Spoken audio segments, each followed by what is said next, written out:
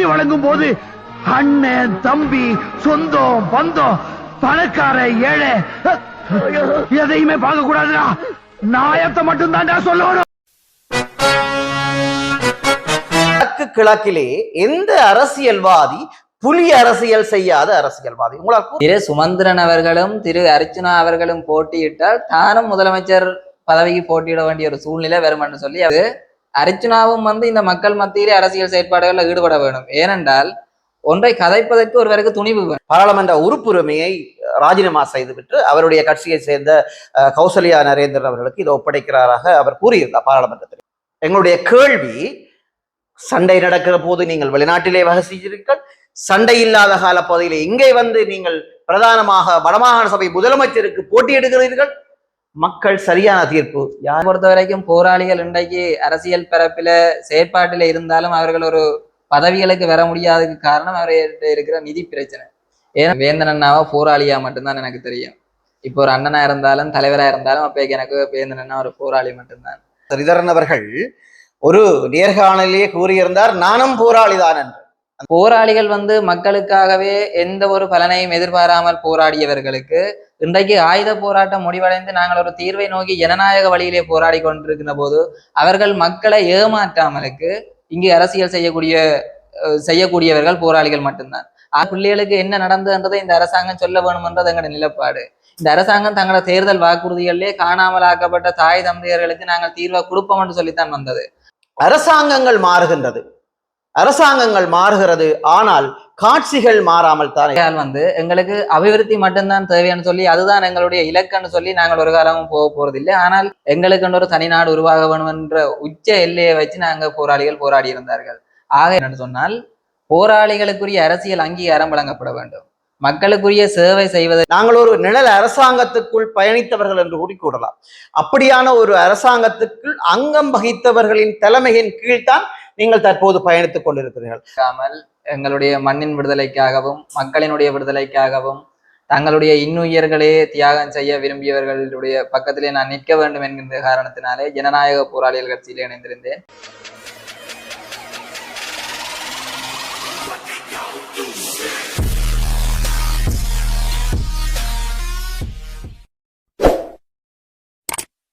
வணக்கம் என் தாயக உறவுகளே, நான் உங்கள் ஆர்கே ரவி.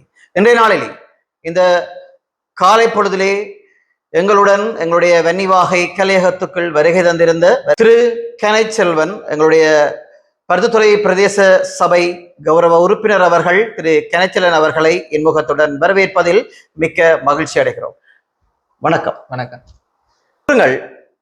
தற்போதைக்கு உங்களுடைய ஜனநாயக கட்சி போராளிகளின் கட்சியில் இருந்து ஒருவர் எங்களுடைய பருத்தித்துறை பிரதேச சபைக்கு சென்றிருக்கிறீர்கள்.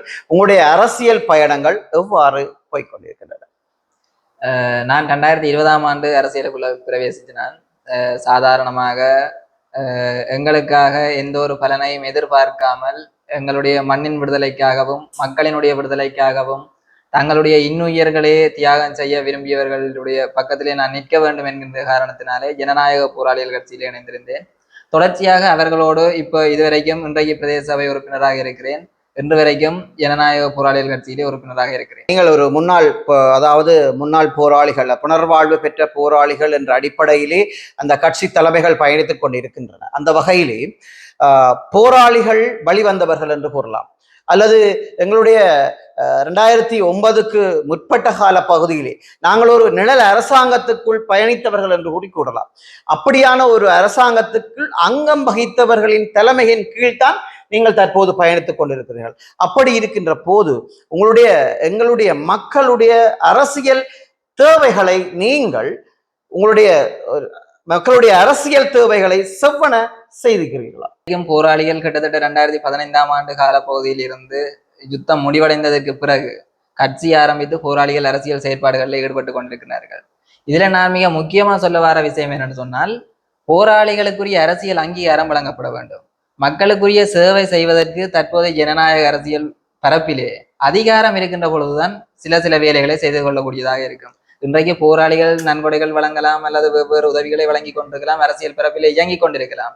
ஆனால் மக்களுக்குரிய அதிகாரம் அந்த மக்களினுடைய அதிகாரம் போராளிகளுக்கு வழங்கப்படுகின்ற போது அதை இன்னும் மெருகூட்டி அதை செய்யக்கூடிய நிலை உருவாகும். நீங்கள் பிரதேச சபை உறுப்பினர், கௌரவ பிரதேச சபை உறுப்பினராக இருக்கிறீர்கள். ஆனால் பாராளுமன்ற என்ற ரீதியிலே, பாராளுமன்றத்துக்கு போகின்ற ரீதியிலே கூடி நாங்கள் கூறுகிறோம் என்னவென்று சொல்லி சொன்னால், மக்களுடைய பார்வை எப்படி இருக்கிறது என்றால், ஆளுங்கட்சியினருடன் எங்களுடைய முன்னாள் புலனாய்வு பெற்ற போராளிகளுடைய கட்சி, அதாவது குறிப்பாக சொல்ல போனால் ஜனநாயக போராளிகள் கட்சி ஆளும் தரப்பினுடன் சேர்ந்து மக்களுக்கு தேவையானவற்றை எடுத்து கொடுக்கலாம் என்ற ஒரு எண்ணப்பாடு மக்கள் மத்தியிலே இருக்கிறது. நீங்கள் எதிர்கட்சியோடோ அல்லது தமிழ் தேசிய கூட்டமைப்பு அல்லது சைக்கிள் அடியினர்களோடு நீங்கள் கூட்டு சேர்ந்து இருந்தால் மக்களுக்கு தேவையானவற்றை நீங்கள் சரிவர பெற்றுக் கொடுக்க முடியாத ஒரு நிர்பந்தத்துக்கு நீங்கள் தள்ளப்படுகிறீர்கள்.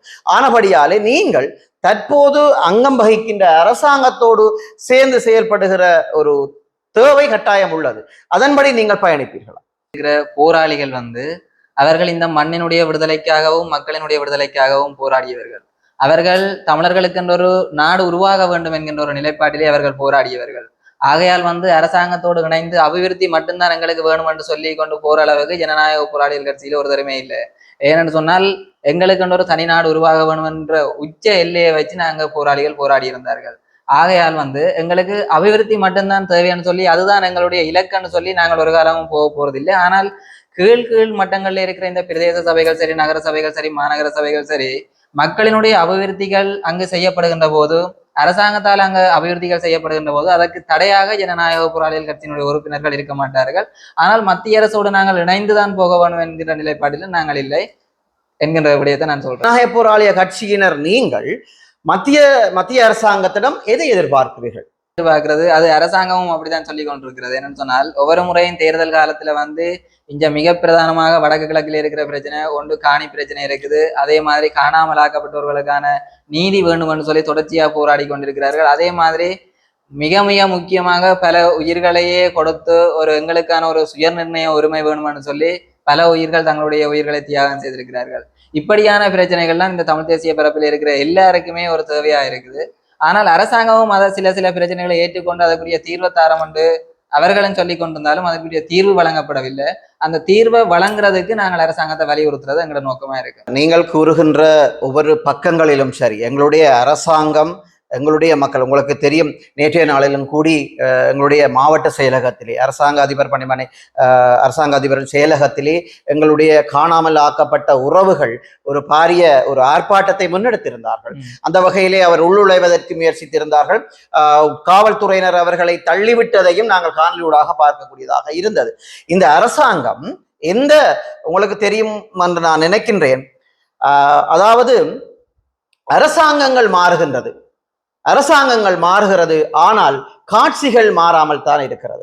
உங்களுக்கு தெரியும், எந்த அரசாங்கம் வந்தாலும் எங்களை அரெஸ்ட் பண்ணுவதும், எங்களை கொண்டு போய் தடுப்பு காவலில் வைப்பதும், அல்லது விசாரணைக்கு அழைப்பதும், அல்லது அதாவது மிருகத்தனமான செயல்களை செய்வதுமாகத்தான் எல்லா அரசாங்கமும் செய்து கொண்டிருக்கிறது. அந்த வகையிலே ஜனநாயக போராளிய கட்சிகளாகிய நீங்கள் இப்படியான ஒரு சம்பவங்களுக்கு ஒரு தீர்வு என்று சொன்னால் அந்த எந்த தீர்வை எதிர்பார்க்க?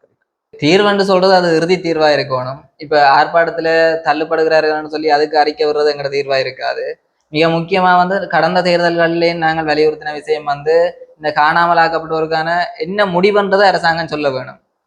இப்ப பெருமளவான தாய்மார்கள் அவர்களுடைய வயது கூடிக்கொண்டு போய் அவர்கள் இன்றைக்கு இல்லாமல் போகின்ற நிலைமை உருவாகிட்டது.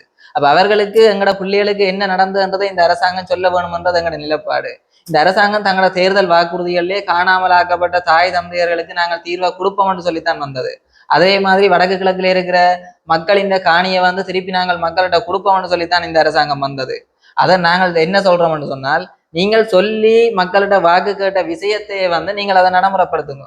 நீங்கள் தேர்தல் காலத்துல மக்கள்கிட்ட இந்த விடயங்களை சொல்லி இருக்கிறீங்க, மக்களுக்கு காணி வழங்க வேண்டும், காணாமல் ஆக்கப்பட்டவர்களுக்கு நீதி வேணும், இந்த தமிழ் மக்கள் வடக்கு கிழக்கில் இருக்கிற மக்கள் உரிமையோட வாழ்றதுக்கு நாங்கள் வழிவகுப்போம், இப்படியான விஷயங்களை எல்லாம் சொல்லி இந்த தேசிய மக்கள் சக்தி அரசாங்கம் ஆட்சிக்கு வந்திருக்கிறது. இந்த ஆட்சியை உங்களோட ஆட்சியில நீங்கள் இவற்றையெல்லாம் நடைமுறைப்படுத்துறோன்ற விஷயத்தை நாங்கள் சொல்லி கொண்டிருக்கிறோம். தற்போது ஆண்டு கொண்டிருக்கின்ற இந்த கட்சியினர், சரியான தீர்வை தருவார்கள் என்று கூறியிருக்கிறீர்கள். ஆனால் தற்போது வடகிழக்கிலே ஒரு பாரதூரமான அலசல் புரசலாக சில விடயங்கள் பேசிக்கொண்டிருக்கிறார். ஆனால் தென்னிலங்கையை பொறுத்தளவிலே இந்த வடமாகாண சபையை பற்றியான ஒரு ஆயத்தங்கள் நடைபெறாத வகை நிலையிலே வடக்கு கிழக்கிலே மட்டுமே இந்த தமிழ் அரசியல்வாதிகள் பெரிய ஒரு அத்திவார கற்களை கொண்டு அத்திவாரத்தை போட முனைகிறார்கள். உங்களுக்கு தெரியும், எங்களுடைய முன்னாள் போராளிகளுடைய கட்சிகளை, குறிப்பாக சொல்ல போனால் ஜனநாயக போராளி கட்சிகளை போன்ற கட்சிகளை எல்லாம் வைத்து கடந்த தேர்தல் காலங்களிலே அவர்களுடைய வாக்கு வங்கிகளை நிரப்பிய பின்னர் கழட்டிவிட்ட சம்பவங்களும் நிறையவே நடந்து வருகிறது. அதே மாதிரி தான் தற்போதும் இந்த வடமாகாண சபை வருகிறது என்றதுக்கு பிற்பாடு தற்போது எங்களுடைய பார்வையிலே ஜனநாயக போராளி கட்சியிலே தொடக்கம் இன்னும் போராளிகள் கட்சிகள் ஓரங்கட்டப்படுவதாக அரசியல் புரசலாக தெரிகிறது. அந்த வகையிலே அப்படியான ஒரு இந்த தமிழ் பழம்பெரும் கட்சிகள் என்று சொல்லப்படுகிற கட்சிகள் எடுக்கிற முடிவை, நீங்கள் அப்படியான முடிவை அவர்கள் எடுத்தால் நீங்கள் என்ன முடிவை உங்களுடைய தலைமை மக்கள் தான் எடுக்கிறது. என்னன்னு சொன்னால் போராளிகளையும் தமிழ் தேசிய அரசியலையும் தமிழீழ விடுதலை புலிகளையும் இங்கிருக்கின்ற தேர்தல் காலத்து அரசியல்வாதிகள் சரியாகவே பயன்படுத்துகிறார்கள். அவர்கள் தங்களுடைய தேர்தலுக்காக போராளிகளையும் தமிழ் தேசிய அரசியலையும் பயன்படுத்தி விட்டு ஏனைய சூழ்நிலைகளிலே பல தடவைகளிலே போராளிகளை கைவிட்டிருக்கிறார்கள். இன்றைக்கு போராளிகள் தங்களுடைய வாழ்வாதாரத்தை மேம்படுத்த முடியாமல் சில போராளிகள் இருக்கிறார்கள். அப்படி பல பல பிரச்சனைகள் இருக்குது. இதுல எங்கட நிலப்பாடு என்னன்னு சொன்னால், போராளிகள் மக்களுக்காகவே எந்த ஒரு பலனையும் எதிர்பாராமல் போராடியவர்களுக்கு இன்றைக்கு ஆயுத போராட்டம் முடிவடைந்து நாங்கள் ஒரு தீர்வை நோக்கி ஜனநாயக வழியிலே போராடி கொண்டிருக்கின்ற போது அவர்கள் மக்களை ஏமாற்றாமலுக்கு இங்கு அரசியல் செய்யக்கூடியவர்கள் போராளிகள் மட்டும்தான். ஆகையால் தான் நாங்கள் இந்த போராளிகள் அரசியலுக்கு வர வேணும் என்று சொல்லி நாங்கள் தொடர்ச்சியா சொல்லி கொண்டிருக்கிறோம். போராளிகள் அரசியல் பரப்பில் இருக்க வேணும், அரசியல்ல ஈடுபட வேணும்னு சொல்லி. உண்மையா கௌரவ பாராளுமன்ற உறுப்பினர் சிவஞானம் ஸ்ரீதரன் ஐயா கூட ஆரம்பத்துல தமிழரசு கட்சியோட தமிழ் தேசிய கூட்டமைப்பில் ஜனநாயக போராளிகள் இணைய ஒரு அறிக்கையை விட்டிருந்தார். போராளிகள் அனைவரும் குப்பி அடித்து இறந்து விட்டனர் என்று சொல்லி. அதுக்கு பிறகு திரு சுமந்திரன் ஐயா அவர்கள் போராளிகளை அனுசரித்து போகையில், ஆனால் அண்மை காலமாக அவர்களுடைய செயற்பாடுகளை பார்த்தால் போராளிகளுடைய அரசியல்ல தாங்களும் அங்கம் வகிக்கின்ற மாதிரி அவருடைய நிகழ்ச்சி நிரலும் போய் போராளிகள் எல்லாரும் சொல்லுகின்ற கௌரவ பாராளுமன்ற ஸ்ரீதரன் அவர்கள் ஒரு நேர்காணலிலே கூறியிருந்தார், நானும் போராளிதான் என்று. அந்த நேர்காணலை நீங்கள் பார்த்தீர்களோ தெரியவில்லை, நான் பார்வையிட்டு இருந்தேன். அவர் கூறியிருந்தார், நானும் ஒரு காலத்திலேயே போராளியாக இருந்தவன் தான், நாங்களும் பல இதுகளை கண்டு வந்தவர் தான். அப்படி என்று சொல்லான் அவர் பாராளுமன்ற உறுப்பினரும் குப்பை அடித்து செத்திருக்க வேண்டும். கூறுங்க. ஒவ்வொரு அரசியல்வாதிகளும் போராளிகளை தேர்தல் அரசியலுக்கு தங்கட சுயநலத்துக்காக பாவித்துட்டு விட்டுட்டு போறதை நாங்கள் ஏற்றுக்கொள்ள மாட்டோம். இதுக்கான முடிவை மக்கள் தான் எடுக்கணும். என்னன்னு சொன்னால், மக்கள் தேர்தல் காலத்து விளம்பரங்களை மட்டும் நம்பி வாக்களிக்க கூடாது. தொடர்ச்சியான ஒவ்வொருவருடைய அரசியல் செயற்பாடுகள் நாங்கள் ஏன் இவர்களுக்கு அங்கீகாரம் வழங்க வேண்டும் என்கிற நிலைப்பாட மக்கள் உறுதியாக தேர்தல் காலத்தில் எடுத்துக்கொள்ள வேண்டும். அதாவது ஜனநாயக போராட்ட கட்சிகளின் தலைவர் திருவாளர் வேந்தன் அவர்களோடு தான் நீங்கள் சேர்ந்து பயணித்துக் கொண்டிருக்கிறீர்கள். உங்களுடைய தலைமையின் வழிநடத்தல்கள் அல்லது உங்களுடைய தலைமை பற்றி இரு வார்த்தைகளில் சொல்லுவதாக இருந்தால் இதை கூறுவீர்கள். நான் நார்மலா சொல்றேன்னு சொன்னா, 2020ஆம் ஆண்டு நான் அரசியலுக்குள்ள போயக்குள்ள வேந்தன் அண்ணாவை போராளியா மட்டும்தான் எனக்கு தெரியும். இப்போ ஒரு அண்ணனா இருந்தாலும் தலைவராக இருந்தாலும் அப்பேக்கு எனக்கு வேந்தன் அண்ணா ஒரு போராளி மட்டும்தான். அப்பேக்குள்ள அந்த சூழ்நிலையில வேந்தன் அண்ணா ஒரு பாராளுமன்ற உறுப்பினரோ இல்ல ஒரு சபையினுடைய தவிசாளரோ இல்ல மாகாண சபை உறுப்பினரோ இல்ல பாராளுமன்ற உறுப்பினராக கூட இருக்கையில நான் மற்ற என் சக இளைஞர்கள் அவரோட இணைஞ்சது அவர் போராட்ட காலத்துல இந்த மக்களுக்காக தங்களோட இளம கல்வி காலங்கள் அனைத்தையும் விட்டு போராட சென்றவர்கள். ஆகவே நாங்கள் அவர்களுக்குரிய அங்கீகாரத்தை நாங்கள் என்றாலும் வழங்க வேணும், அவர்களை இந்த அரசியல் பிறப்பில் நாங்கள் அவர்களோடு சேர்ந்து இயங்க வேண்டும் என்கிற ஒரு நிலப்பாடில் நாங்கள். இதுல மிக முக்கியமான விஷயம் என்னன்னு சொன்னால், இளைஞர்கள் பலரும் போராளிகள் என்று போராளிகளுக்கு மதிப்பு கொடுக்கின்றார்கள். ஆனால் அவர்களுக்குரிய அரசியல் அங்கீகாரத்தை வழங்க வேண்டியதுதான் இன்றைய கால சூழ்நிலை. ஒவ்வொருத்தரும் சொல்கிறார்கள், இன்றைக்கு புதுசா அரசியலுக்குள்ள வர ஒவ்வொருத்தரும் சொல்கிறார்கள் போராளிகளுக்கு அரசியல் அங்கீகாரம் வழங்க வேணும்னு சொல்லி. ஆனால் ஒரு தேர்தல் காலத்துல ஒரு கட்சியில ஆசனம் கேட்டு போராளி போனா கூட ஆசனம் கூட கொடுக்காத நிலை தான் இங்கே இருக்குது. அதாலதான் இனி வருகின்ற தேர்தல்கள் தான் சரி, போராளிகளுக்குரிய அரசியல் அந்தஸ்தை நாங்கள் வழங்க வேண்டும் என்றது எங்களோட நிலப்பாடு. போராளிகளை மக்கள் போராளிகளுக்குரிய அங்கீகாரத்தை வழங்காம இருப்பது மக்களுடைய பிழையா அல்லது போராளிகளுடைய செயல்பாடா? உண்மையா சொல்ல போனால், நான் அரசியல் பரப்பில கிட்டத்தட்ட 6 வருஷமா இருக்கிறது. அந்த இதுல சொல்றேன்னு சொன்னால், தேர்தல் காலத்துல வந்து இப்ப நாங்கள் எப்படித்தான் மக்களுக்கு வேலை செய்தாலும் தேர்தல் காலத்துல ஒரு விளம்பரம் ஓடிக்கொண்டிருக்கும். சில கூடுதலான மக்கள் வந்து தேர்தல் காலத்துல வழங்கப்படுற பொய்யான வாக்குறுதிகளை எல்லாம் நம்பி வாக்களிக்கிறது. இன்றைக்கு நடந்ததும் கூடுதலா அப்படியான செயற்பாடுகள்லாம் நடந்திருக்குது. இந்த பொய்யான வாக்குறுதிகளை நம்பி வாக்களிக்கிறதால தொடர்ச்சி ஒரு 5 வருஷம் அதை மக்கள் ஏமாற வேணும். திருப்பி கேள்வி மக்கள் கேட்பினம், நீங்கள் வந்த நீங்கள் எங்களுக்கு என்ன செய்தீங்கன்னு சொன்னால் அது பொய்யான வாக்குறுதிகள் எங்களுக்கு தெரியும். அப்ப இந்த தேர்தல் காலத்து விளம்பரங்கள் இப்ப குறிப்பா போராளிகள் என்ன பொறுத்த வரைக்கும் அது மற்ற போராளிகள் கூட ஏற்றுக்கொள்ளின மாதிரியே இல்லை. என்ன பொறுத்த வரைக்கும் போராளிகள் இன்றைக்கு அரசியல் பரப்பில செயற்பாட்டில இருந்தாலும் அவர்கள் ஒரு பதவிகளுக்கு வர முடியாததுக்கு காரணம் அவர்கிட்ட இருக்கிற நிதி பிரச்சனை. ஏன்னு சொன்னா இன்றைக்கு இதை ஒரு தடவை வெளியில சொல்ல மாட்டாங்க. நீங்கள் பாராளுமன்ற தேர்தலில் போட்டியிட்டாக்களை கேட்டு பார்த்தா தெரியும், அவைய தேர்தல் செலவு 2 கோடிக்கு மேல போகும்.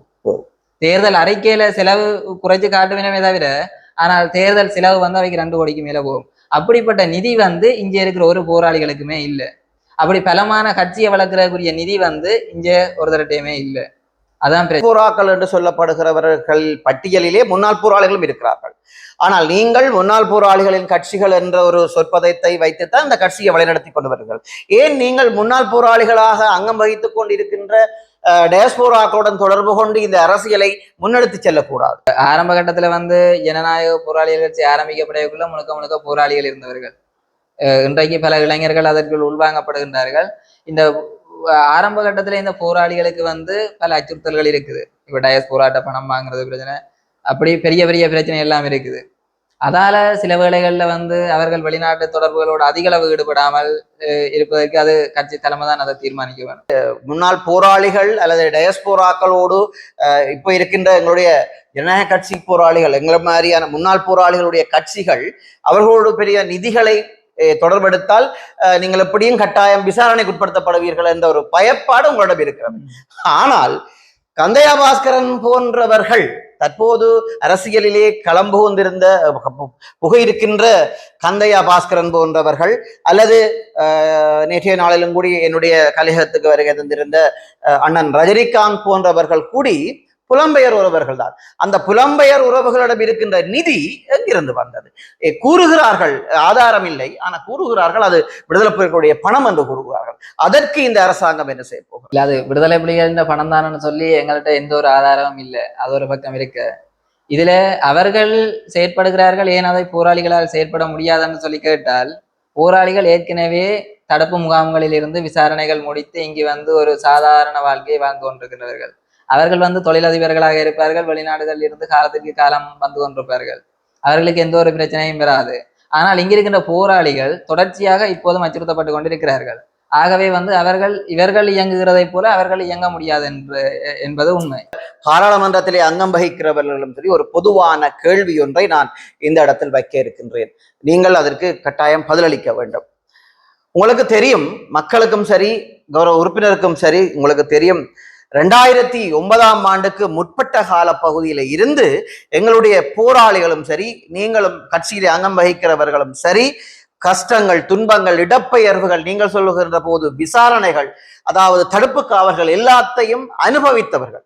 நீங்கள் தற்போது கூறுகின்ற போது கடைசி வரைக்கும் அவர்களுடைய லோக்கல் பாசையிலே கூறுகின்றன, கட்டையில போகும் வரைக்கும் எங்களுடைய வாழ்க்கை இங்கேதான் முடிய போகிறது. அப்படி இருக்கிற பட்சத்திலே யுத்த காலத்திலே வெளிநாட்டுக்கு போனார்கள். யுத்தம் முடிவடைந்து விட்டது, விடுதலை புலிகளை அழித்து விட்டோம் என்று இந்த அரசாங்கம் கங்கணம் கட்டதுக்கு பிறகு அவர்கள் இங்கே வருகிறார்கள். எங்கே? யுத்த காலத்திலே புலம்பெயர் தேசத்துக்கு போனவர்கள் தற்போது யுத்தம் முடிவடைந்தது, யுத்தம் நிறைவடைந்துவிட்டது, இலங்கையிலே நாங்கள் எங்களுடைய பணத்துகளை இங்கே செலவிடலாம் என்றதுக்கு பிறகு இங்கு வந்து மக்களுடைய மூளைகளை செலவை செய்த பிறகு சுகபோக வாழ்க்கையை அங்கேயும் அனுபவித்தார்கள், இங்கேயும் அனுபவிக்க முனைகிறார்கள். அப்படி இருக்கிற பட்சத்திலே இங்கிருக்கிறவர்களுடைய நிலை என்ன? எங்களுடைய கேள்வி, சண்டை நடக்கிற போது நீங்கள் வெளிநாட்டிலே வசிக்கிறீர்கள், சண்டை இல்லாத கால பகுதியிலே இங்கே வந்து நீங்கள் பிரதானமாக வடமாகாண சபை முதலமைச்சருக்கு போட்டியிடுகிறீர்கள். மக்கள் சரியான தீர்ப்பு யாருக்கு வழங்குவார்? யுத்த காலத்துல வந்து வெளிநாடுகளுக்கு போய் இப்ப யுத்தம் எல்லாம் முடிவடைந்து இங்க வந்து சுகபோக வாழ்க்கை வாழ்றது அல்லது வேலை வாய்ப்புகள் உருவாக்குறது வந்து அது ஒவ்வொருத்தருடைய தனிப்பட்ட விருப்பங்கள். அதுல நாங்கள் தலையிட இல்லை. ஆனால் வந்து யுத்த காலத்துல வெளிநாடுகளுக்கு போய் இன்றைக்கு இங்க வந்து போராளிகளை விமர்சிப்பதற்கு யாருக்கும் எந்த ஒரு தகுதியும் இல்லை. என்னோட கடந்த தேர்தல்ல வேற ஒரு கட்சி உறுப்பினர் ஒரு ஆள் கேட்டார், நீங்கள் போராளி என்று சொல்றீங்க, ஏன் அந்த போராளியை நீங்கள் முன்னுக்கு போடுறீங்க, சும்மா சாதாரணமாவே சொல்லுங்கவன், இவர் வாக்கு கேட்கிறார், அவர்கிட்ட பேரை போட்டு சாதாரணமா சொல்லுங்க, ஏன் போராளி என்று. நான் சொன்னேன், ஒவ்வொரு கட்சிகள்ல இருக்கிற ஒவ்வொருத்தரும் வந்து ஒரு ஆள் ஜனாதிபதி சட்டத்தரணி என்று போடுவார், ஒரு ஆள் சட்டத்தரணி என்று போடுவார், இன்னொரு ஆள் வைத்தியர் என்று போடுவார், ஒரு ஆள் முன்னாள் நீதிபதி என்று போடுவார். இப்படி இருக்கேக்குள்ள யுத்த காலத்துல அங்க நின்று படிப்புகள் எல்லாத்தையும் விட்டுட்டு சண்டை பிடிச்சவருக்கு நீங்கள் படிச்சு கொண்டிருந்தார்கள் வைத்தியரும் சட்டத்தரணியும் என்று போடக்குள்ள சண்டை பிடிச்சவன் என்னட்டு போடுறது? அப்ப அதான் அப்ப இப்படி இருக்கிற சூழ்நிலையில வந்து யுத்த காலத்துல வெளிநாடுகளுக்கு போய் இன்றைக்கு இங்க அரசியல் செயற்பாடுல ஈடுபடணும் வராக்களை நாங்கள் வரவேற்கிறோம். அவர்கள் அரசியல் செயற்பாடுல ஈடுபடட்டும், அது எந்த ஒரு பிரச்சனையும் இல்லை. ஆனால் இங்க வந்து அரசியல் செயற்பாடுகள்ல ஈடுபடுற எவருமே வந்து போராளிகளை விமர்சிக்கிறதுக்கு தகுதி இல்லை. போராளிகளை ஓரங்கட்ட கூடாது, போராளிகளை ஓரங்கட்டவும் கூடாது, போராளிகளுடைய அரசியல் செயற்பாடுகள் பற்றி விமர்சிக்கவும் கூடாது. இதை வந்து மக்கள் எல்லாம் பார்த்துக்கொள்ளும். போராளிகளை விமர்சிப்பதற்கு அவர்கள் தகுதியேற்றவர்கள். ஓகே, நல்ல பதில். என்றாலும் நாங்கள் தொடர்ச்சியாக வருவோம். அதே மாதிரி தான் தற்போது எங்களுடைய வடகிழக்கிலே அல்லது தென்னிலங்கையிலும் சொல்லி இந்த பாராளுமன்றத்தை அதிர வைத்துக் கொண்டிருக்கின்ற பாராளுமன்ற உறுப்பினர் அர்ஜுனா ராமநாதன் அவர்கள் தற்போது வடமாகாண சபை பாராளுமன்ற உறுப்புரிமையை ராஜினாமா செய்துவிட்டு அவருடைய கட்சியை சேர்ந்த கௌசல்யா நரேந்திரன் அவர்களுக்கு இதை ஒப்படைக்கிறாராக அவர் கூறியிருந்தார் பாராளுமன்றத்திலே. அவருடைய வரவு நடைமுறை இருக்கின்ற இந்த வடமாகாண சபை தேர்தலிலே அவருடைய வரவு எப்படி இருக்கும்? மக்கள் அவரை ஆதரிப்பார்களா? ஆதரிக்கும் பட்சத்தில் ஏன் அவரை ஆதரிக்க வேண்டும்? மன்ற அமர்வில் 4-5 தரம் சொல்லிட்டாருன்னு நினைக்கிறேன். அப்ப அது உறுதிப்படுத்தப்படாத தகவல். ஆனால் வந்து சில வேளைகளிலே வந்து கூடுதலான நேரத்துல அவரும் மக்களுக்காக கதைத்திருக்கிறார். பாராளுமன்றங்கள் சரி, ஒவ்வொரு பிரச்சனைகள் சரி கதைத்திருக்கிறார். சில பாராளுமன்ற உறுப்பினர்கள் போதைப் பொருள் பிரச்சனையை கதைப்பதற்கு பயப்படுவார்கள். ஏனென்று சொன்னால் சிலருடைய தேர்தல் செலவு போதைப் பொருள் வியாபாரிகள் எல்லாம் வழங்குகிறார்கள். ஆகையால் வந்து சில பிரச்சனைகள், இப்ப அரச ஊழியர்களுக்குள்ள நடக்கிற பிரச்சனையை கூட சில பாராளுமன்ற உறுப்பினர்கள் கதைப்பதற்கு பயப்படுவார்கள். எங்களை பொறுத்த வரைக்கும் என்னுடைய தனிப்பட்ட கருத்து, அர்ச்சுனாவும் வந்து இந்த மக்கள் மத்தியிலே அரசியல் செயற்பாடுகளில் ஈடுபட வேண்டும். ஏனென்றால் ஒன்றை கதைப்பதற்கு ஒருவருக்கு துணிவு வேண்டும். முதல் பிரச்சனை ஆளுமை இருக்க வேண்டும். ஆளுமை என்பதைக்காண்டு சில பேருக்கு ஆளுமை இருக்கும், துணிவு இருக்காது. இப்ப இவரை பற்றி கதைச்சால் இவரை எனக்கு அடுத்த தேர்தலில் சிலவு பார்க்க மாட்டார் என்ற பயம் நிறைய அரசியல்வாதி வரைக்கும் இருக்கு. ஆனால் அந்த பயம் அர்ச்சுனாட்ட இல்லை. ஆகவே வந்து அர்ச்சுனா அவர்களும் தொடர்ச்சியா வந்து மக்கள் மத்தியில் அரசியல் செயற்பாடுகளில் ஈடுபடணும்ன்றது எங்களை விருப்பம். ஒரு பாராளுமன்ற இன்னொரு கட்சியை சேர்ந்தவர் கட்டாயம் இந்த மக்களுக்கு தேவை வர வேண்டும் என்பதில் உண்மையில் அது ஒரு சரியான கருத்தாக அமைகிறது. அதே மாதிரி தான் தற்போது உங்களுக்கு தெரியும், புலம்பெயர் தேசத்தில் இருந்து வந்திருக்கின்ற என்று கந்தையா பாஸ்கரன் அவர்களும் கங்கணம் கட்டி கொண்டிருக்கின்றார். அவர் தன்னுடைய ஊடகங்களிலே பேசி வருகிறார். எங்களுடைய வடமாகாண சபை தேர்தலிலே தான் களமிறங்க போவதாக கூறி வருகிறார். வடமாகாண சபை தேர்தலிலே கந்தையா பாஸ்கரனுடைய பங்கு எப்படியாக இருக்கிறது உங்களுக்கு தெரியுமோ தெரியவில்லை. ஒரு கேள்வி சோசியல் மீடியாவிலே பரவிக் கொண்டிருக்கிறது. ஒரு ரீச்சாவிலே நடந்தேறிய ஒரு உணவு திருவிழாவை சரியாக செவ்வன செய்து முடிக்க தெரியாத கந்தையா பாஸ்கரன் அவர்கள் வடமாகாண சபை முதலமைச்சர் நாற்காலியிலே இருப்பதற்கு தகுதியானவரா என்ற கேள்வி சோசியல் மீடியாவிலே ஆங்காங்கே பரவி வருகிறது. இதை மக்கள் கேட்டால் உங்களுடைய பதில் என்னவாக? திரு கந்தையா பாஸ்கரன் அவர்களோட அந்த நேர்காணல சொல்லியிருந்தவர், அவர் நேரடியா முதலமைச்சர் வேட்பாளராக தான் வருவன் சொல்லல. திரு சுமந்திரன் அவர்களும் திரு அர்ச்சுனா அவர்களும் போட்டியிட்டால் தானும் முதலமைச்சர் பதவிக்கு போட்டியிட வேண்டிய ஒரு சூழ்நிலை வரும் என்று சொல்லி அவர் ஒரு அறிவிப்பை விட்டிருந்தவர். இதுல அவர் அரசியலுக்கு வாரதும் பெறாததும் அது அவருடைய விருப்பம். அதை வச்சு அங்க நடந்த உணவு திருவிழாவை வச்சு நாங்கள் அவருடைய அரசியல் வாழ்க்கையை தீர்மானித்து விட முடியாது. ஏனென்றால் நாங்கள் கடந்த மாகாண சபை தேர்தலில் திரு CV விக்னேஸ்வரன் ஐயாவை நீதி அமைச்சர் சொல்லி அவர் சட்டத்துக்குள்ளார எங்களுக்குரிய தீர்வுகள் எல்லாத்தையும் பெற்றுத்தருன்னு சொல்லித்தான் நாங்கள் கொண்டு வந்தோம். ஆனால் நடந்தது அவருடைய கட்சி உறுப்பினர்களே கடைசி சபைகளை எல்லாம் குழப்பி அதுல எந்த ஒரு தீர்வும் எங்களுக்கு கிடைக்கல. அதால வந்து ஒவ்வொருடைய வியாபாரங்களோ அல்லது ஒவ்வொருடைய நிலைகளை வைத்து நாங்கள் அந்த அரசியல் வாழ்க்கையை தீர்மானித்து விட முடியாது. இளைஞனாகத்தான் நாங்கள் பார்க்கிறோம். அந்த வகையிலே ஒரு நேர்த்தியான இளைஞனாக வர வேண்டும் என்பது மக்களுடைய அவாவாக இருக்கிறது. அந்த வகையிலே நீங்கள் கூறுங்கள், இந்த ஒரு பாராளுமன்ற தேர்தலாக எடுத்துக்கொள்ளலாம், அல்லது கிராம மட்ட அதாவது லோக்கல் எலெக்ஷனாக எடுத்துக்கொள்ளலாம், அல்லது வர இருக்கின்ற வடமாகாண சபையாக எடுத்துக்கொள்ளலாம். இந்த பழம் பெரும் அரசியல்வாதிகள் ஏன், என்ன காரணத்திற்காக, என்ன தேவைக்காக, குறிப்பாக இப்ப உங்களை கூறுவோமே, இப்ப எங்களுடைய கௌரவ உறுப்பினர் திரு கலைச்செல்வன் அவர்கள் வடமாகாண சபையிலே போட்டியிடப் போகிறார், அல்லது ஜனநாயக போராட்ட கட்சிகளின் தலைவர் திருவாளர் வேந்தன் அவர்கள் முதலமைச்சர் வேட்பாளராக களமிறங்குகிறார் என்ற ஒரு அறிக்கையை விட்டவுடன் என்னத்திற்காக இந்த பழம்பெரும் அரசியல்வாதிகள் என்று சொல்லப்படுகிறவர்கள் அடித்து அமர்த்த வேண்டும், இல்லை அவர்கள் வரக்கூடாது, ஒவ்வொருத்தரை பற்றி தனிப்பட்ட ரீதியிலே தனிப்பட்ட விமர்சனங்களை செய்வது, அல்லது ஒவ்வொருத்தரை பற்றியான ஊடக சந்திப்பிலே ஒவ்வொருத்தரை பற்றி கதைக்கிறது, அப்படியான நீங்கள் குறிப்பாக நான் இதை நீளமாக கொண்டு போகிறேன். குறிப்பாக நீங்க பாத்தீங்கன்னா ஊடக சந்திப்பை எடுத்துக்கொண்டு சொன்னால், அந்த ஊடக சந்திப்பிலே மக்களுடைய பிரச்சனைகள் என்ன, உங்களுடைய கிராமத்தின் பிரச்சனை என்ன, என்ன தீர்க்கப்பட வேண்டும் என்ற கேள்விகள் அங்கே கேட்கப்படுகிறது. அர்ச்சுனா அப்படி, திரு வேந்தன் எப்படி, வேந்தன் ஏன் முதலமைச்சராக வேண்டும், அர்ச்சுனா ஏன் முதலமைச்சராக வேண்டும், அர்ச்சுனா அப்படியானவர், அர்ச்சுனா இப்படியானவர், கந்தையா பாஸ்கரன் அப்படியானவர், கந்தையா பாஸ்கரனுடைய இருக்கிற பணம் விடுதலை புலிகளுடையது, அப்படியான அவர்களை அடித்து அமர்த்துற செய்தியைத்தான் அந்த அன்றைய ஊடக சந்திப்பிலே கதைப்பார்கள். ஏன் இப்படியான செயற்பாடுகளை இவர்கள் செய்கிறார்கள்? முற்றுமுழுதாக அது சுயநலத்துக்கான அரசியல். ஒவ்வொரு தரம் நாங்கள் பரபரப்பையும் கிளுகிழுப்பையும் தேடிக்கொண்டிருக்கிறவர்கள், அது அரசியல்வாதிகள் என்று சொன்னாலும் சரி, ஊடகவியலாளர்கள் சொன்னாலும் இருவருக்குமே பரபரப்பு தான் தேவை. அதே மாதிரி இதுல மக்களும் அப்படின்னு சொன்னால் பரபரப்பு தான் கூடுதலா விரும்பினோம். இப்ப ஒரு நல்ல விஷயம் கதைச்சதை பாக்குறதை விட தூசணம் கதைக்கிறவனை தான் அதிகமா பாக்கிறோம். அதுதான் பெரிய ஒரு பிரச்சனை. அதால ஊடகவியலாளர்களுக்கும் பரபரப்பு தேவைப்படுது, அரசியல்வாதிகளுக்கும் பரபரப்பு தேவைப்படுது. இந்த அரசியல்வாதிகள்கிட்ட மக்களுக்கு நீங்கள் இந்த பதவியில இருந்து நீங்கள் என்ன விஷயத்தை செய்து முடிச்ச நீங்கள் என்று கேட்டால் அவையிட்ட பதில் இருக்காது. அதை ஊடகவியலாளர்களும் அந்த கேள்வியை கேட்கறதில்லை. அதான் சூழ்நிலை. ஏன்னு சொன்னால் 2009ஆம் ஆண்டுக்குள்ள அது சுயநல அரசியலா மாறிட்டு முற்றுமுழுதாக அது தேர்தல் அரசியலுக்குள்ள மையப்படுத்தி இருக்கிறதால அது ஒவ்வொருத்தரும் தங்களுடைய சுயநலத்துக்காக இப்படியான வேலைகளை செய்து கொண்டிருக்கிறார்கள். சுருக்கமாக தெரியும், எங்களுடைய ஐயா கௌரவ பாராளுமன்ற உறுப்பினர் ஸ்ரீதரன் ஐயா குறிப்பிட்டதாக நீங்க கூறியிருந்தீர்கள், போராளிகள் என்றதை ஏன் நீங்கள் மையப்படுத்துகிறீர்கள் என்று சொல்லி.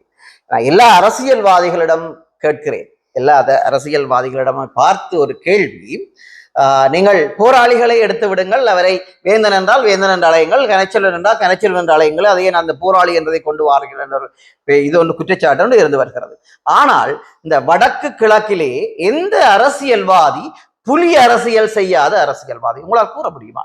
எல்லாருக்குமே தமிழீழ விடுதலை புலிகளையும் அதையொட்டிய கொள்கைகளையும் தான் அனைவருடைய அரசியல் மூடிக்கொண்டிருக்கிறது. உங்களோட அரசியலுக்கு புலிகள் தேவை அல்லது புலிகள் அமைப்பு, ஆனால் போராளிகள் வருவதற்கு ஏன் உங்களுக்கு குத்துது?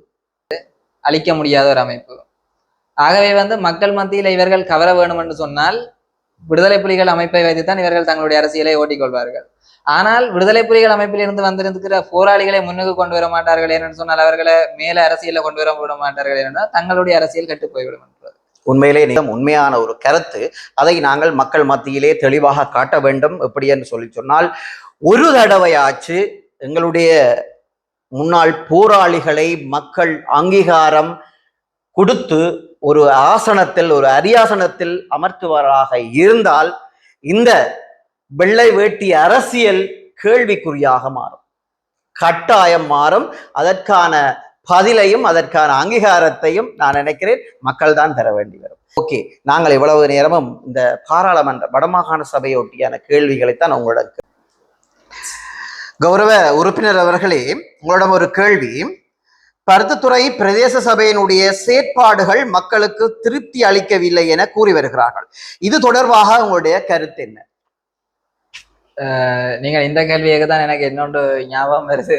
ஏனென்றால் நேற்று முன்தினம் ஒருவர் எனக்கு தொலைபேசி ஊடாக அழைப்பட்டிருந்தார். அவர் எடுத்த உடனே கேட்டது, நாளைக்கு டியூஷன் போக இல்லையோன்னு சொல்லி. எனக்கு ஆரம்பத்துல என்ன மாதிரி என்று யோசிச்சு பார்த்தா பிறகுதான் சொன்னார், நாளைக்கு சபை அமர்வாம போக இல்லையோன்னு சொல்லி. ஏன்னு சிரிச்சு கொண்டு கேட்டேன் நான். அப்ப சொன்னார், அங்க ஒரு ஆள் முன்னுக்கு இருந்து எல்லாத்தையும் பாசிச்சு கொண்டு இருப்பார், நீங்கள் எல்லாத்தையும் கையில எல்லாம் தூக்கி உயர்த்தி போட்டு வரதானே, அதுலயும் அறிக்கையில பேர் வரணும்னு கொஞ்சம் பேர் கையை உயர்த்துறீங்களான்னு நீங்களும் அப்படித்தானே, அப்போ அதான் நான் டியூஷன் போயிடலன்னு கேட்கிறேன்னு சொன்னார். அப்ப இப்படி மக்கள் மத்தியில விரக்தி இருக்குத்தான். அது ஏன்னு சொன்னால், சாதாரணமாக வீதி அமைக்கிறதும் மின்விளக்கு பொருத்துறதும் குப்பை ஆடுறதும் தான் எங்கட வேலைன்னு சொன்னால், அதுக்கு தேர்தல் ஊடாக ஒரு தவிசாளர் தெரிவு செய்யப்பட்டு அல்லது உறுப்பினர்கள் தெரிவு செய்யப்பட்டு வர வேண்டிய எந்த ஒரு அவசியமும் இல்லை. அதை சாதாரணமாக செயலாளர் மற்றும் நிர்வாக உத்தியோகர்களே அதை செய்து கொண்டு போகலாம். இந்த மக்கள் இந்த விரக்திக்கு வர்றதுக்கு காரணம் என்னன்னு சொன்னால், ஒவ்வொரு சபை அமர்வும் ஊடகவியலாளர்கள் அங்கு எடுக்கப்படுகிற தீர்மானங்கள் அதை மக்கள் மத்தியில காட்சிப்படுத்துகிறார்கள். அப்படி இருக்கின்ற போது உதாரணமாக இந்த வடமராட்சி கிழக்கு பிரதேசத்துல சுற்றுலா தலத்தை கொண்டு வரணும்னு சொல்லி ஆரம்ப சபை அமர்வுலேயே நான் தாளையடி சுற்றுலா கடற்கரை ஒரு சுற்றுலா தலமாக மாற்ற வேண்டும் என்கிற ஒரு பிரேரணையை கொண்டு வந்திருந்தேன். உதாரணமா சொல்றேன், சின்ன சின்ன உதாரணம். அது அதுக்குரிய திட்டங்கள் வேறு திட்டங்கள் கூட நிதி கிடைக்கிறேன்னு சொன்னாலும் எங்களோட நிலையான வாய்ப்பில இருந்து அதுக்குரிய அனுமதியை பெற்று அதன் ஊடாக எங்களுக்கு வருமானம் பெற முடியும்னு சொன்னால் அதை செய்திருக்க முடியும். அதே மாதிரி இன்னொரு உறுப்பினர் தமிழர்களுடைய தலையை வெட்டியவர்கள் இன்றைக்கு தலைமுடி வெட்டுகிறார்கள், போதைப் பொருளை விற்கிறார்கள், செம்பியன்பட்டிலே இருக்கின்ற இராணுவத்தினுடைய உணவு சிற்றுண்டி சாலையை அகற்ற வேண்டும் என்கின்ற தீர்மானத்தை கொண்டு வந்திருந்தார். அது நடைபெறவில்லை. அதே மாதிரி சுண்டிக்குளத்திலே இருக்கிற இராணுவத்தின் மதுபான சாலையை அகற்ற வேணும்னு சொல்லி ஒரு உறுப்பினர் பிரேரணையை கொண்டு வந்திருந்தார். அதே மாதிரி வைத்தியசாலை வீதிகள் மற்றும் பாடசாலை வீதிகள் ஒரு குறிப்பிட்ட நேரத்துக்கு கனரக வாகனங்கள் செல்லக்கூடாதுன்னு சொல்லி ஒரு பிரேரணை கொண்டு தீர்மானமாக்கப்பட்டு அங்கு அறிவித்தல் பலகையும் வைக்கப்பட்டிருக்கிறது. ஆனால் எந்த நேரமும் கனரக வாகனங்கள் சென்று கொண்டிருக்கு. அதே மாதிரி தவிசாளர் அவர்களால் கொண்டு வரப்பட்டது இந்த வத்திராயன் உடுத்துற ஆளியோட வீதி உள்வீதியால பேசும் பொருளாக இருந்தது. அந்த வீதியால பேருந்து செல்லக்கூடாதுன்னு சொல்லி ஒரு தீர்மானம், அதுவும் பிரதேச சபையினர் ரோட்டு கொண்டு வரக்கூடாதுன்னு சொல்லி ஒரு தீர்மானம் நிறைவேற்றியிருந்தார்கள். ஆனால் சாதாரணமாக பேருந்து சென்று கொண்டிருக்கிறது. இதுல இருந்து என்னென்றால், பிரதேச சபையில் எடுக்கப்படுகின்ற தீர்மானங்கள் எதுவுமே நடைமுறையில இல்ல. பிறகு ஏன் நீங்கள் அங்க போறீங்கன்ற ஒரு கேள்வி மக்கள்கிட்ட இருக்கு. சாதாரணமாக லைட்டு போடுறதும் ரோட்டு போடுறதும் குப்பை விடுறதும் செய்யறீங்க. அது வளமையா நீங்கள் இல்லாத காலத்திலேயும் அது நடந்த வேலை தான். இப்படியான வேலைகள் நீங்கள் எடுத்த தீர்மானங்களை கூட உங்களால நிறைவேற்ற முடியாமல் இருக்கின்றது. அப்படி என்னட்டையும் உங்கள்கிட்ட கேட்ட மாதிரி தான் மக்கள் என்னட்டையும் கேட்டிருக்கிறார்கள். சமீப காலத்துக்கு கடந்த நாட்களுக்கு முன்னர் இந்த நீங்கள் சொல்லுகிற மாதிரி இந்த பத்ராயன் பாதை வீதி பிரச்சனை ஒன்று அரசல் அதாவது பெரிய ஒரு பூதகரமாக வெடித்தது. அது ஆர்ப்பாட்டங்கள் கூடி மருதங்கேணி பிரதேச செயலகத்துக்கு முன்னர் அது நடந்து இருந்தது, அப்படித்தானே? ஆனால் உங்களுடைய சபைக்கு அந்த கவனத்துக்கு எடுக்கப்பட்ட அந்த சபையிலே நிறைய காரசாரமான வாதங்கள் போய்கொண்டிருந்தன. அந்த காலப்பகுதியிலே அந்த அன்று நடந்தேறிய சம்பவங்களும் நிறைய இருக்கிறன, பதிவாகி இருக்கிறன. ஆளுங்கட்சி தரப்பினரை சேர்ந்தவர் ஒருவர் வெளிநடப்பு செய்திருந்தார். ஆனால் தற்போது நாங்கள் அறிகின்றோம் அந்த பாதை ஊடாக அரச பேருந்துகளோ அல்லது தனியார் பேருந்துகளோ செல்லக்கூடாது என்று சொல்லி ஒரு கெசட் பண்ண போவதாக அதை தவிசாளர் அவர்கள் அந்த பிரேரணையை கொண்டு வரப்போவதாக அறிகிறோம். அது சம்பந்தமாக உங்களுடைய விளக்கம் என்ன? உள்வீதியால் பேருந்து செல்லக்கூடாதுன்னு சொல்லி இதற்கு முன்னைய சபையிலே தவிசாளர் அவர்களால் ஒரு பிரேரணை ஒன்று கொண்டு வரப்பட்டிருந்தது. அதற்கு நான் என்னுடைய கருத்தை தெரிவித்திருந்தேன். பெருமளவான மக்கள் அந்த வீதியால் பேருந்து செல்ல வேண்டும் என்று சொல்லி அமைப்புகள் சரி மக்கள் சரி கேட்கிறார்கள். ஆகையால் அதிலே அனுமதிப்பதிலே எந்த ஒரு பிரச்சனையும் எங்களுடைய சபைக்கு இருக்கக்கூடாது. ஏன்னு சொன்னால் பிரதேச சபை என்பது மக்களினுடைய நலனை முன்னிறுத்தியதாகத்தான் இருக்க வேண்டும். அதால போறதால விபத்து ஏற்படும் சொன்னால் அதுக்குரிய மாற்று வழிகளை நாங்கள் தேட வேணும். இப்ப சாதாரணமா இப்ப 3 மாத கால பகுதியாக அந்த வீதியால பேருந்து ஓடிக்கொண்டிருக்குது. இது அங்கே இருக்கிற பொது அமைப்புகள விமர்சனம் என்னன்னு சொன்னால், தவிசாளர் தங்களோட தனிப்பட்ட ரீதியான பகையத்தான் இந்த பேருந்து விடயத்தை வைத்து அவருக்கு ஒரு காழ்ப்புணர்ச்சி இருக்குது. இது தங்களுடைய அமைப்பால் அதை செய்திட்டோம் என்று சொல்லி அவருக்கு ஒரு காழ்ப்புணர்ச்சி இருக்கு, அதாலதான் இதை தொடர்ச்சியா முன்னெடுக்கிறார் என்ற சொல்லி ஒரு விமர்சனம் இருக்குது.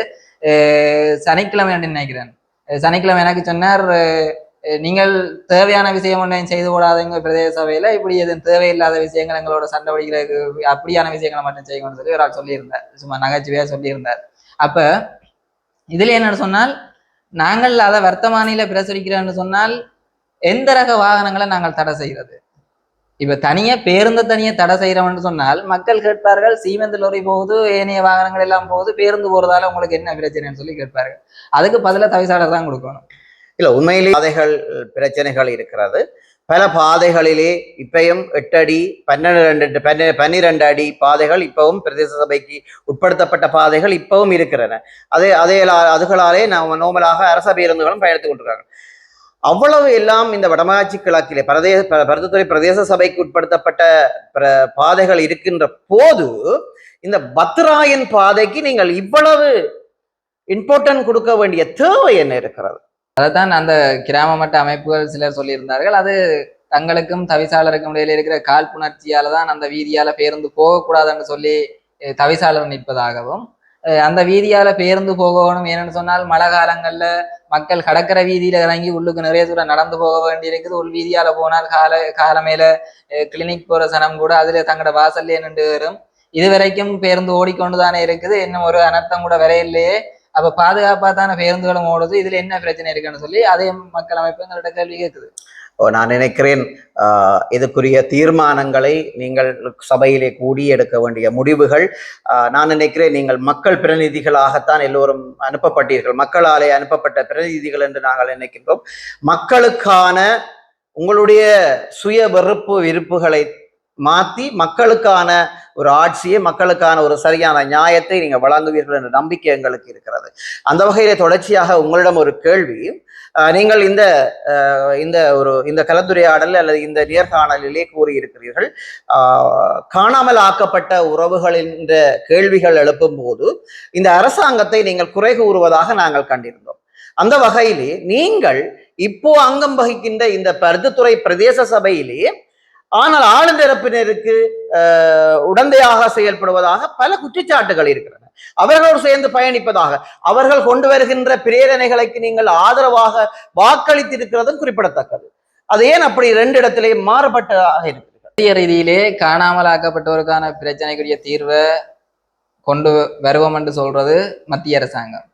உண்மையாவே பிரதேச சபையினுடைய அமைப்பு அப்படின்னு சொன்னால் அங்கு ஆளுங்கட்சி, இப்ப எங்கட தவிசாளர் சரி உறுப்பினர்கள் சரி கூடுதலா நினைக்கிறது அங்க ஆளுங்கட்சி ஒன்று இருக்குது, எதிர்கட்சி ஒன்று சொல்லியிருக்கு. உண்மையாவே பிரதேச சபையில தவிசாளர் மற்ற எல்லாரும் உறுப்பினர்கள், தவிசாளர் உபதவிசாளர் உறுப்பினர்கள்.